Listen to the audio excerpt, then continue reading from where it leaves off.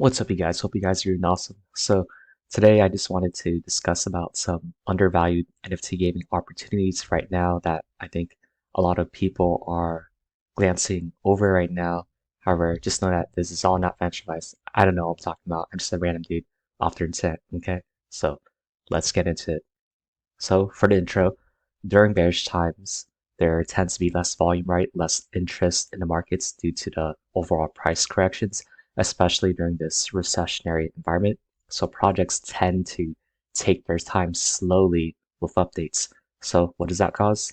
This creates a cycle where people tend to hop from project to project because games usually take like at least 2 to 3, probably 5, even 10 years to develop for the super high quality ones, right? So people tend to have a very short attention span.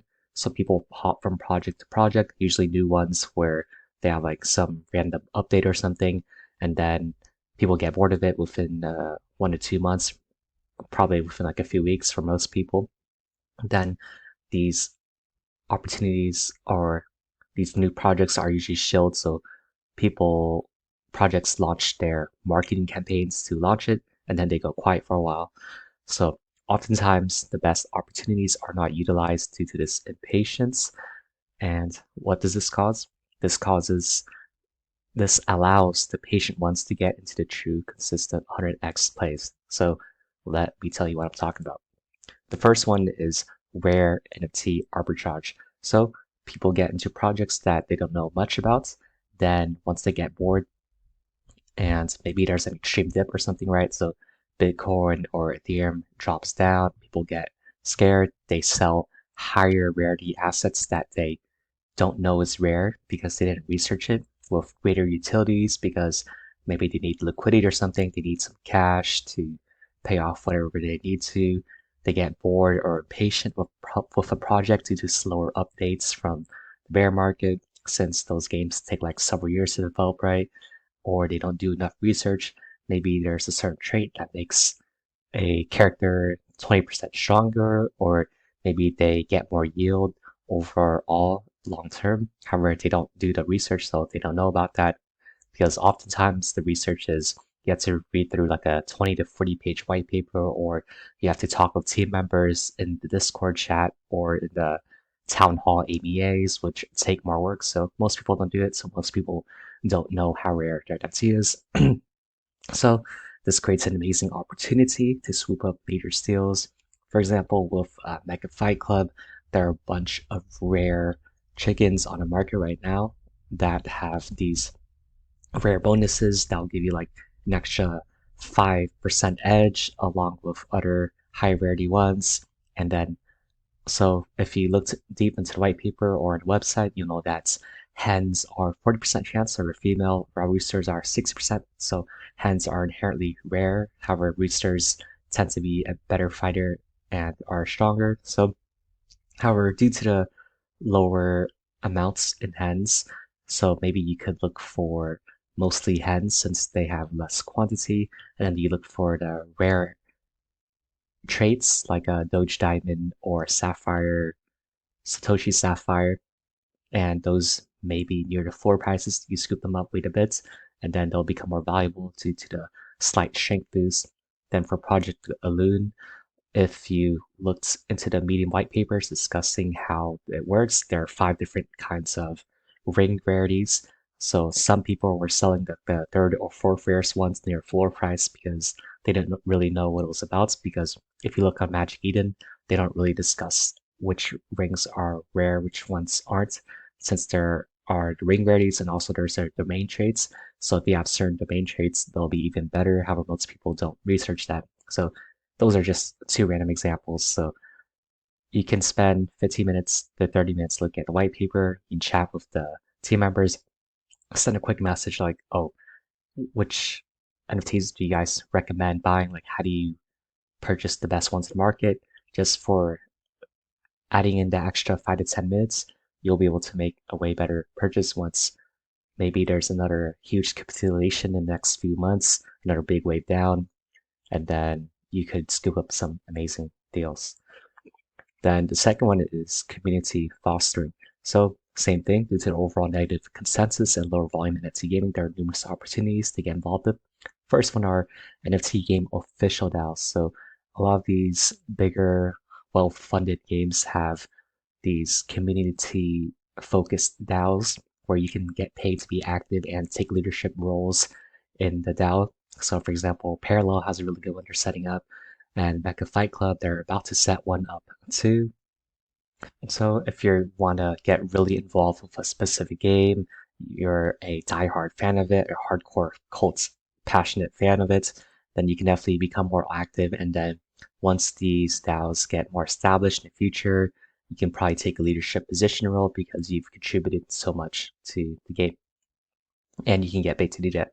The second one are alpha groups. So you can build relationships with the best in the field in their Discord. So a lot of what the greats, um, alpha spreaders or content creators or people who worked for official big research firms or just like really great content creators are really people who understand the space a lot. They're trying to cultivate their own community, whether that be on Twitter or creating their own little discords. Oh, you can join these communities. For example, this is some Gamers DAO by Mike from Shima Capital. Really good. There's some really high quality people in there. Got E3W from Jonah Blake. He has some really high quality discussions there.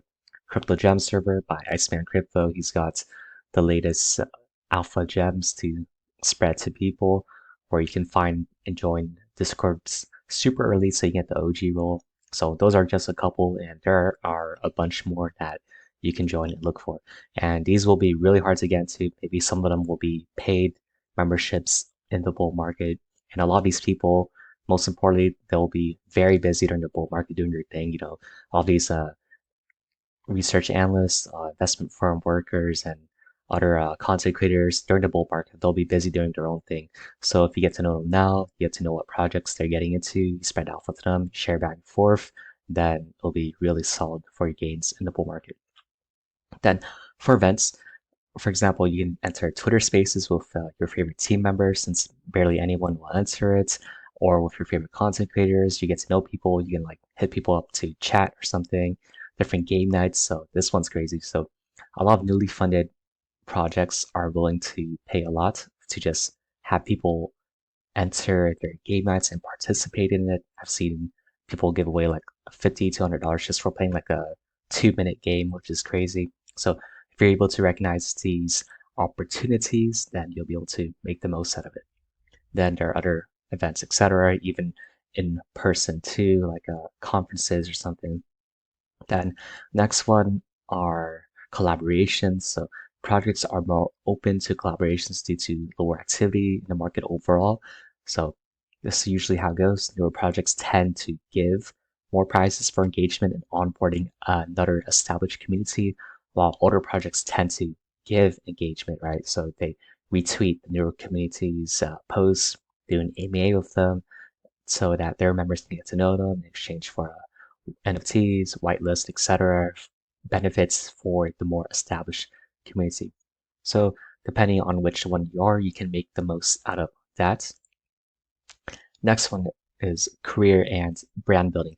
So there are a ton of new and old projects that recently got funding and are undergoing a restructuring of its team. So you can make the most of it. You can join your favorite communities, such as being a developer, community manager, artist, meme poster, business developer, kill manager, writer. There are just so many opportunities for what you want to do in your specific field, whether that be GameFi or DeFi, arts. There are new ones popping up like AI art, AI gaming, VR, AR shows too. There's like so many different niches you can get into depending on what you're interested in. Then there are less people in the space right now in the bear market, so you're able to establish and build your brand more easily, such as with tweets, Twitter Spaces, Spotify, podcasts, Twitch streams, YouTube videos, articles, and just so many others, developing protocols, having people tested, joining hackathons. There are just so many opportunities for you to take advantage of.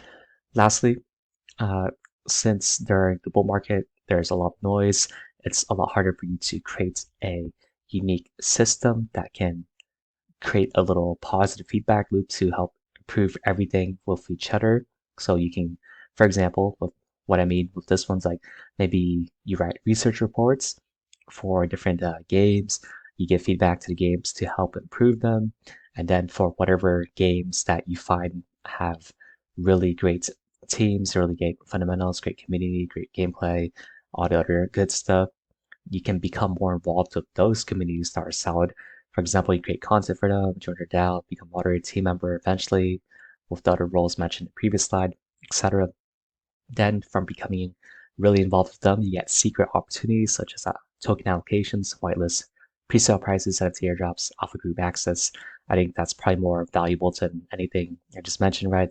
Being able to network with like the best people and getting to know them, and then forming your own like inner crypto circle to get even better opportunities in the future. Then lastly, use those profits to buy more NFTs in the future or current great projects, but also more importantly, just taking profit to cash and long-term portfolios, paying off debt and all the other usual stuff. Since NFT gaming is super high risky, so really built that long-term portfolio like a long-term crypto portfolio where you don't touch with like mostly ETH and those other potential blue chips, stocks, real estate, other businesses, all that jazz. But most importantly, I think this is a great time to just work on yourself, right? So whether that be learning a new creative skill, like maybe cooking, maybe a fitness one like dancing, rock climbing, maybe you want to travel, maybe you want to hang out with your loved ones, and just anything. Maybe you want to work on your spiritual self or something. I think there's always room to do that now that when things are less crazy. I mean, you could probably do it later at the peak of the bull euphoria, just take a break from the markets then. But right now, things are a lot more slow. So you're able to take your time and do other stuff too, and to just get to know more people, meet more people, and just have fun and get to know yourself too.